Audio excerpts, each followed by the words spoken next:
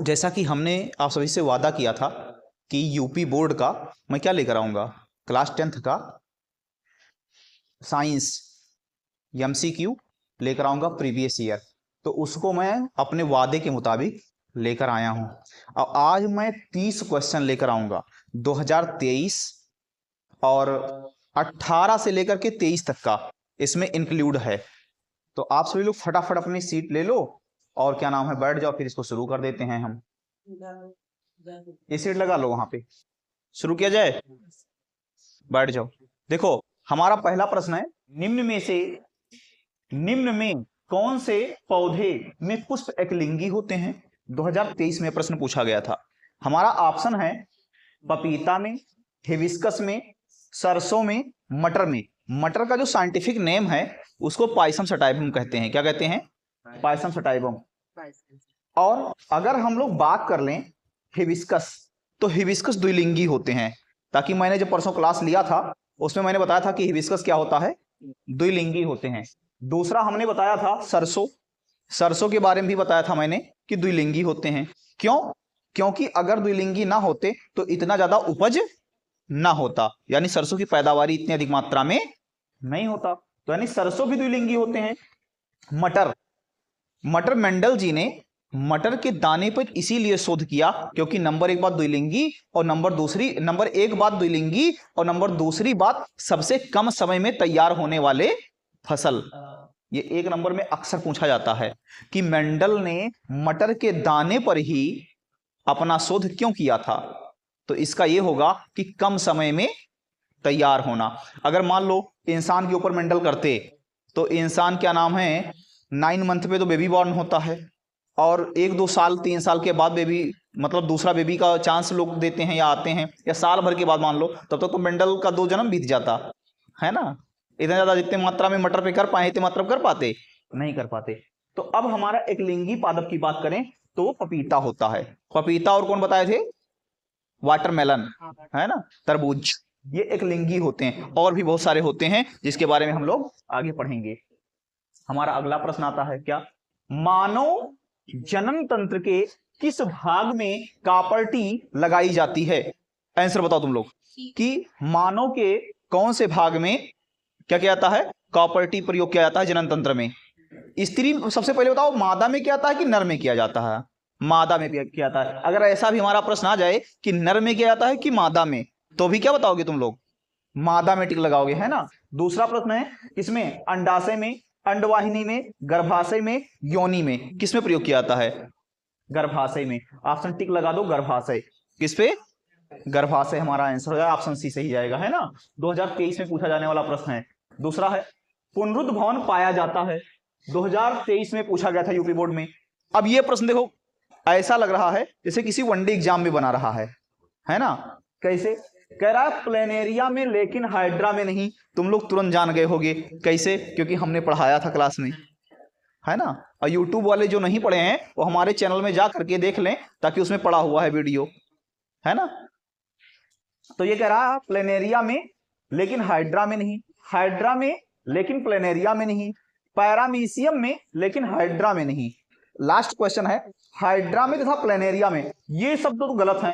Hydra में मैंने बताया था तुम लोग को कि 2 प्रकार से होते हैं। एक तो पुनरुद्ध भवन होता है, दूसरा कौन होता है? मुकुल द्वारा होता है ना। दोनों ऑप्शन बताया था कि नहीं बताया था? तो यानी पहला दूसरा क्या जाएगा? A B C. ये गलत चला जाएगा, जाएगा कि नहीं जाएगा? जो ए बी सी हैं वो गलत जाएंगे। ये भी से गलत जाएगा, ये भी गलत जाएगा, ये भी गलत जाएगा। अगर हमारा सही ऑप्शन जाएगा तो डी ऑप्शन सही जाएगा। क्यों? क्योंकि हाइड्रा का प्लेनेरिया रहा है। इसमें कौन सा जनन होता है? पुनरुद्ध भवन द्वारा होता है। हाइड्रा में 2 प्रकार के होते हैं, मुकुल द्वारा भी होता है। अगर मुकुल द्वारा पूछ लिया जाए और ऑप्शन में दिया हो, पूछ ले मुकुलन द्वारा जनन पाया जाता है, ऑप्शन प्लेनेरिया और paramecium, option amoeba, option hydra. तो किसमें लगाओगे? हाइड्रा में सब लोग लगा देना, ठीक। कोई दिक्कत? समझ में आ रहा है नहीं आ रहा है? आ रहा है। इसको पढ़ाया हूं वैसे तुम लोग जान जाओगे फटाफट, ताकि पढ़ लो जो टॉपिक वो बहुत आसान हो जाता है। अगला तीसरा है पत्तियों द्वारा कायिक जनन होता है। 2023 में बनाया गया था। कह रहा ब्रायोफिल्म, आलू, चना, गुलाब। अब पत्तियों द्वारा किसमें होता है? आलू में कौन सा होता है? हैं? आलू में किसे? तना द्वारा होता है ना? आलू में तना द्वारा। चना में किसके द्वारा होता है? चना में तो बीजों के माध्यम से होता है ना, बीजांकुर होता है। गुलाब में काई की जनन होता है। तो पत्तियों द्वारा किसमें होता है? ब्रायोफिल्लम में होता है ना। ऑप्शन ए सही जाएगा। यानी यहां से हम लोग कौन कौन से प्रश्न सीखे? 4 प्रश्न, हम लोग 4 प्रकार के आंसर हमें पता हो गए। अगर तना द्वारा पूछ ले आलू में, और बीज के द्वारा पूछ ले चना में, ताकि इसमें बीजांकुर होता है। मैंने बताया था ना, चना मटर, वो बीजांकुर के लिए मैंने बताया था कि प्रारोह, भावी प्रारोह, भावी क्या नाम, मूलांकुर, क्या कहते हैं उसे, मूल रोह, है ना। भावी व भावी मैंने करके बताया था, चुनाव का एक टॉपिक लेकर के, उसके माध्यम से। तो सीड के भविष्य में बनेंगे, उसके बारे में समझा था।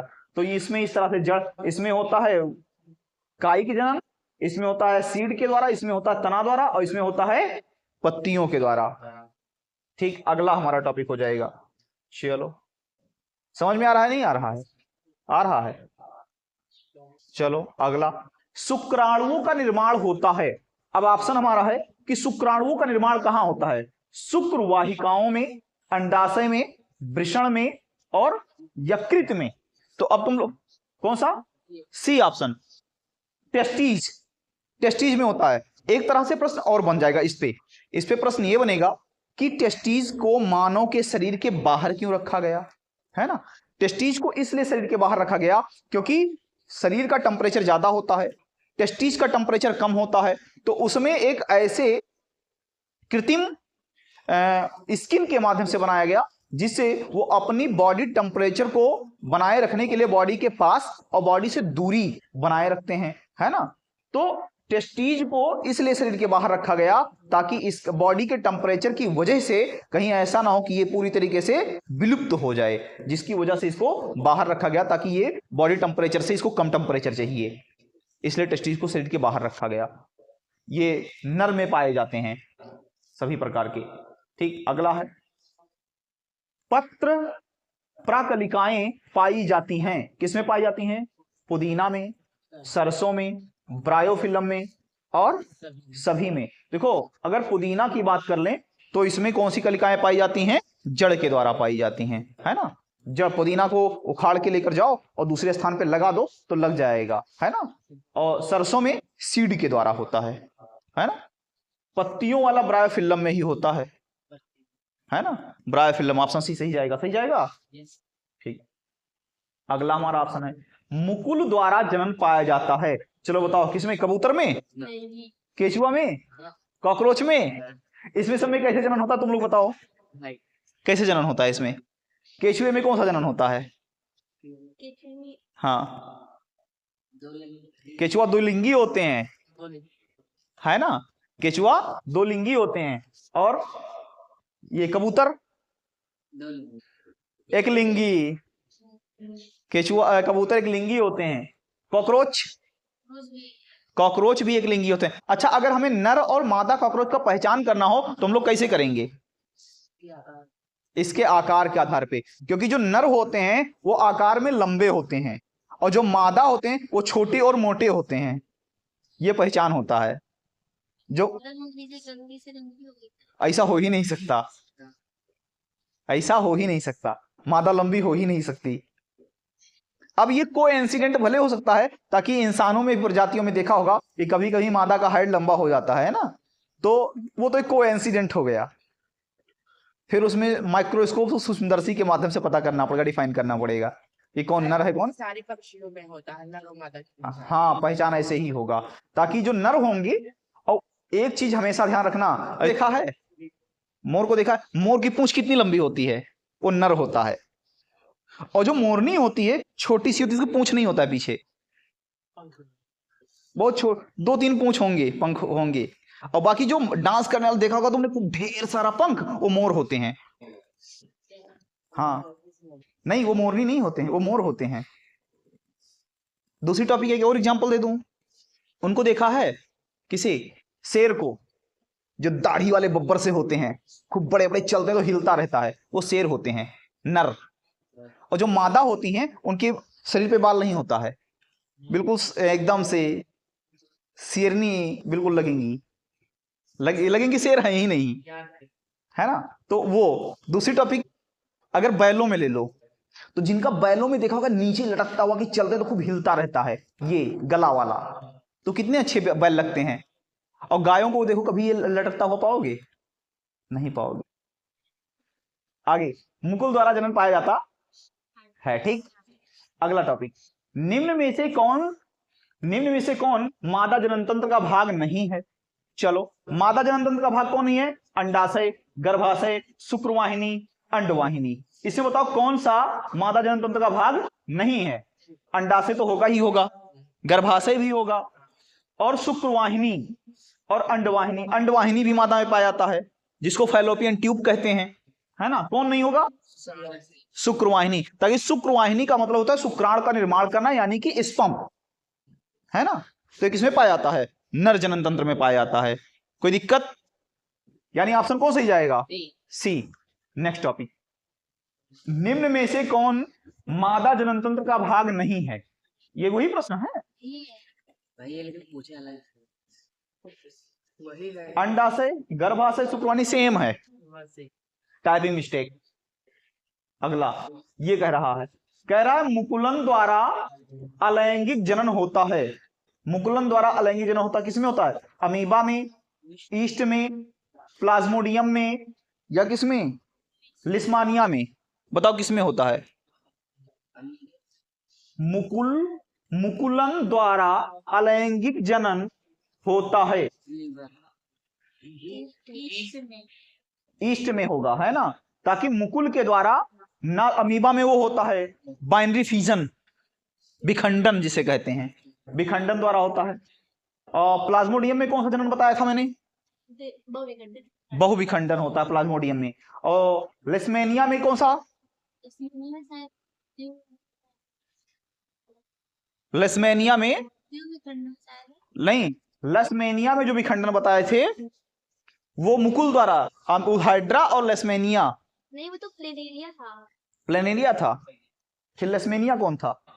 ये शायद से उसमें होता है, विखंडन नहीं होता है। विखंडन, हाँ। तो अमीबा और इसमें विखंडन होता है, ठीक। और ये ईस्ट वाला ध्यान रखना कि कौन सा होता है? मुकुल द्वारा। और हाइड्रा में भी, हाइड्रा जो पाए जाते हैं उसमें भी मुकुल के द्वारा जनन होता है, ठीक। बंद किया जाए सर। अगला कह रहा है एकलिंगी नर पुष्प में नहीं पाए जाते हैं। एकलिंगी नर पुष्प में नहीं पाए जाते हैं। क्या नहीं पाए जाते हैं? बाह्यदल, दल, पुंकेसर, वर्तिकाग्र। क्या नहीं पाए जाते हैं? वर्तिकाग्र नहीं पाए जाते हैं। क्यों? क्योंकि हमने जब पुष्प का सचित्र वर्णन किया था उसमें मैंने बताया था कि वर्तिका, वर्तिकाग, पुतंतु और पुंकेसर, बाह्य दल पुंज, दल पुंज, ये पूरा पिक्चर बना के जब मैंने तुम लोग को दिखाया था तो उसमें बताया था, है ना, कि द्विलिंगी जो पुष्प होते हैं उसमें दोनों लिंग पाया जाएगा, नर का भी पाया जाएगा, मादा का भी पाया जाएगा। ठीक, कुछ इस तरह से मैंने चित्र भी बनाया था। ये परागण निर्मित होते हैं, परागकण निर्मित होते हैं किस पर? पराग कोश में, अंडाशय में, बाह्य दलपुंज में, दलपुंज में। बताओ किस पे है? पराग कोश पर होते हैं। किस पर होते हैं? पराग कोश पे। पराग फूल ले आना, फिर मैं उसमें दिखाऊंगा तुम लोग को। उसमें होता है गुड़हल का पुष्प ले आना, फिर उसमें दिखा दूंगा कि बाह्य दल कौन होता है, दल कौन होता है। बाकी मैंने इसमें बता भी दिया है। सरसों में भी दिखा देंगे, गुलाब में भी दिखा देंगे, गेंदा का पुष्प ले आना उसमें भी दिखा देंगे। कोई भी पुष्प में, सब में होता है। अच्छा, इनका काम क्या होता है? इनका काम ये होता है दल पुंज का सेफ्टी करना। जो लाल, पीला, हरा, नीला, गुलाबी होते हैं पुष्प, उनका सुरक्षा प्रदान करना बाह्य दल का काम होता है। बाह्य दल ही इनकी सुरक्षा करने का काम करता है, अन्यथा पुष्प क्या हो जाएं? कीट मकोड़े खा जाएं। ठीक, तो कितने प्रश्न हो गए? 11। समझ में आया कि नहीं आया? कौन होगा? परागकण निर्मित होते हैं। किससे निर्मित होते हैं? किससे होते हैं? परागकोश से। ठीक, अगला, मानव भ्रूण किससे पोषण प्राप्त करता है? अच्छा, मानव भ्रूण, अब सुनो बात पहले, जो छोटे बच्चे होते हैं, बेबी, न्यूली बॉर्न बेबी, और वो किसमें, ओवरी में होते हैं, है ना, ओवरी में होते हैं या गर्भाशय में होते हैं, तो उसमें उनको किसका रिक्वायरमेंट है, यानी पोषण का, फूड मटेरियल का। तो वो किस चीज से प्राप्त करेंगे बताओ? भोजन प्लेसेंटा से, जिसको हिंदी में अपरा कहते हैं। एक देखा होगा ना, जब बेबी बॉर्न करते हैं तो प्लेसेंटा को काटा जाता है, उसी से भोजन को मुंह से नहीं खाते पीते हैं। ओवरी में जो बच्चे होते हैं गर्भाशय में, तो मुंह से नहीं खाएंगे, वो प्लेसेंटा के माध्यम से उनके लिक्विड चीजें ज्यादा है, और उसी को जो बेबी बॉर्न कर लेते हैं तो उसको चिमटी लगा के एक तरफ काट देते हैं खचाक से, प्लेसेंटा को, बाद में सूख के खत्म हो जाता है एनवायरमेंट में आते ही। अगला, आवृत बीजी पौधे का नर जननांग है, क्या है? जायांग है, पुमंग है, अंडप है, परागनली है? बताओ क्या है? पुमंग है ना। आवृत बीजी पौधों में जो इसका जननांग भाग होता है वो पुमंग होता है। कौन होता है? पुमंग होता है। ना जायांग होगा ना अंडप, तो अंडों का निर्माण करता है, सबसे नीचे भाग पाया जाता है ना। और जायांग क्या करता है? यानी जायांग के माध्यम से ही, ये देखो, ये किसके? जायांग, स्त्री के सर में पाया जाता है। दलपुंज के बाद जायांग पाया जाता है, जिसे पुमंग भी कहते हैं। सही है, ठीक। और हम लोग कहां पे थे? हमारा टॉपिक था, पता चल गया। जायांग स्त्री केसर के पास पाए जाते हैं, ठीक, स्त्री केसर होते हैं, स्त्रियों में पाए जाते हैं, यानी पुष्प में। निम्न में से कौन परागकोश में पाया जाता है? निम्न से परागकोश में कौन पाया जाता है बताओ? परागकोश में कौन पाता? बाह्य दल, बाह्य दल नहीं होगा, ताकि वो सबसे नीचे होगा, है ना। अंडाशय, अंडाशय में होगा? नहीं होगा। परागकण, परागकण में होगा, क्योंकि वो परागण करने का काम करता है, ठीक, तो परागकण में पाया जाएगा। बीजांड में नहीं पाएगा, बीजांड में भी नहीं होगा, ठीक, बीजांड तो सबसे नीचे होता है। अगला, वर्तिकाग्र, वर्तिका तथा अंडाशय किसके भाग होते हैं? वर्तिकाग्र, वर्तिका, अंडाशय किसके भाग होते हैं? अंडक के होते हैं, पुंकेसर के होते हैं, बाह्य दल के होते हैं, दल के होते हैं। वर्तिकाग्र और अंडाशय ये स्त्री केसर हैं, और इसको परागकोश, पुतंतु और कौन? पुतंतु दो ही, ये पुंकेसर हैं। और बाह्य दल, दल, ये सब किसके? पुष्प के भाग हैं, है ना। अब ये क्या नाम है? उसके भाग हैं, तो इसको हम लोग मान सकते हैं अंडप को। पुंकेसर तो होगा नहीं, बाह्य दलपुंज, सब दलपुंज ये पुष्प के भाग हो जाएंगे, हो जाएंगे नहीं हो जाएंगे? दलपुंज और बाह्य दलपुंज ये पुष्प के भाग है, और पुंग है, और अंडप जो है स्त्री में, लेकिन यहाँ पे स्त्री केसर होता तो ज्यादा बेहतर होता। वर्तिका, वर्तिकाग्र, अंडाशय किसके भाग होते हैं? तो यहाँ पे होना चाहिए स्त्री केसर के भाग होते हैं। होते हैं नहीं होते हैं? इस तरह से प्रश्न होना चाहिए। जबकि अंडप दिया है तो मान लो स्त्री केसर का नहीं दिया, तो हम लोग को अंडप पे लगाना है। बहुत सारे एक्सेप्शन होते हैं, प्रश्नों में पूछ ले जाते हैं। अगला कह रहा है, निषेचन के पश्चात कौन फल में परिवर्तित होते हैं? अच्छा, निषेचन के पश्चात फल में कौन परिवर्तित होता है? निषेचन के पश्चात का मतलब बाद, फल में कौन परिवर्तित होता है? अंडाशय। तो हमारा प्रश्न कौन जाएगा? अंडाशय। बाह्य दल ये सब तो गिर जाते हैं सूख करके। अगला, पराग नलिका में नर युग्मकों की संख्या होती है, कितने होते हैं? 2 होते हैं, है ना। एक होते हैं, है, एक नहीं होते हैं, 2 होते हैं। पराग नलिका में नर युग्मक के, ये नर युग्मक है ना, इसके 2 भाग होते हैं। एंथर फिलामेंट होते हैं, कितने भाग होते हैं? 2 भाग। अगला प्रश्न हमारा है, मानव में वृषण उदर गुहा से बाहर स्थित होता है, क्यों स्थित होता है? क्योंकि शरीर का टेम्परेचर ज्यादा होता है और वृषण को टेम्परेचर कम चाहिए, तो बॉडी का टेम्परेचर, तापमान ज्यादा होने के कारण वो नीचे स्थिर होता है। अभी थोड़ी देर पहले मैंने बताया था, जब इनको जितना टेम्परेचर चाहिए बॉडी के पास और बॉडी से दूर जा सकते हैं, ठीक। किसको? टेस्टीज। ऐसा कौन सा जीव है जिसमें बाहर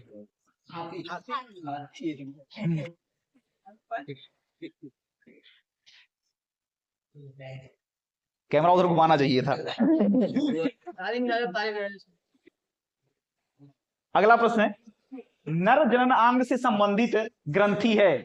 बताओ, नर जननांग से संबंधित ग्रंथि है, कौन सी ग्रंथि है?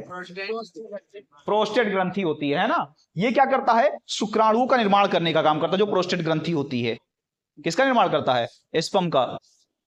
शुक्राणु को इंग्लिश में स्पर्म कहते हैं। ये अगला प्रश्न है, लास्ट प्रश्न है ना। अगला और लास्ट प्रश्न है कि लक्षण जो जनकों से संतानों में स्थानांतरित होते हैं, पाए जाते हैं किसमें? कोशिका द्रव्य में, राइबोसोम में, गाल्जी काय में, जीन में। किसमें पाया जाता है? यानी एक पीढ़ी से दूसरी पीढ़ी में स्थानांतरित होने का कार्य करते हैं। वो कौन होते हैं? जीन होते हैं। उनको जीनोटाइप अगले वंशागति चैप्टर पढ़ाएंगे तो उसमें बताएंगे। जिसके लक्षण 1:2:1 और 1:2 आते हैं जब एक पीढ़ी से दूसरी पीढ़ी में संतान जन्म लेते हैं। यानी मान लो एक पीढ़ी है। अच्छा, तुम लोगों ने अपने पड़ोस में देखा कि किसी के यहाँ घर बच्चे जन्म लेते हैं, उनकी मम्मी भी इतनी हाइट की, छोटी हाइट की, बौने हाइट की, उनके पापा भी बौने हाइट के। नहीं हो सकती, बौने वाले इतने होते हैं। कम से कम इतने न होते क्यों सर जी?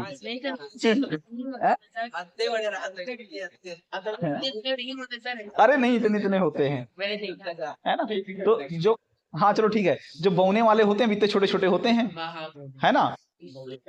तो उनकी पीढ़ी, अब तुम लोगों ने देखा क्योंकि बाबा भी इतने हाइट के थे, बाबा को भी देखे हो। अब 3 पीढ़ी तुम लोगों ने देखा, बाबा को देखा, उनके पापा को देखा, उनके बच्चों को देखा।